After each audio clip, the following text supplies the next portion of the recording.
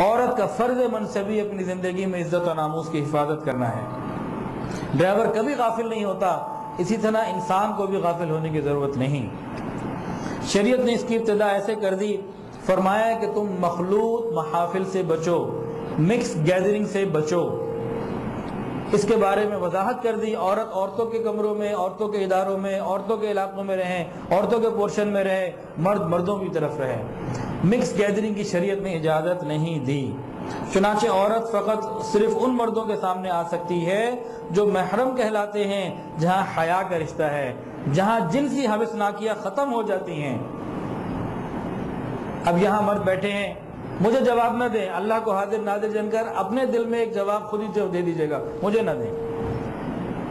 ایک کمرہ میں صوفہ بچھا ہوا ہو، 4 عورتیں بیٹھی ہوں، ایک ماں ہو، ایک بیوی ہو، ایک بیٹی ہو اور ایک کوئی جوان دوشیزہ ہو نامحرم.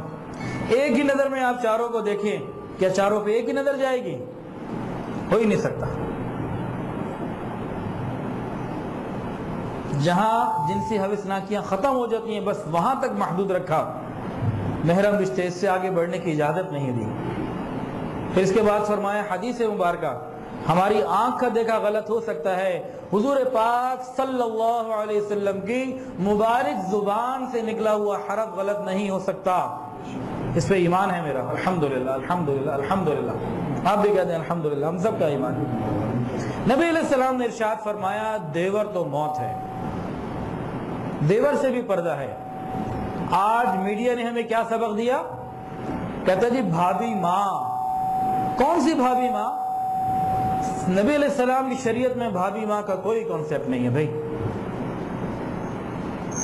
ہاں ہندوؤں کی تہذیب ہے، کافروں کی تہذیب ہے، ہم بات کر رہے ہیں حضور پاک صلی اللہ علیہ وسلم کی تہذیب کی، وہاں اس کی کوئی گنجائش نہیں.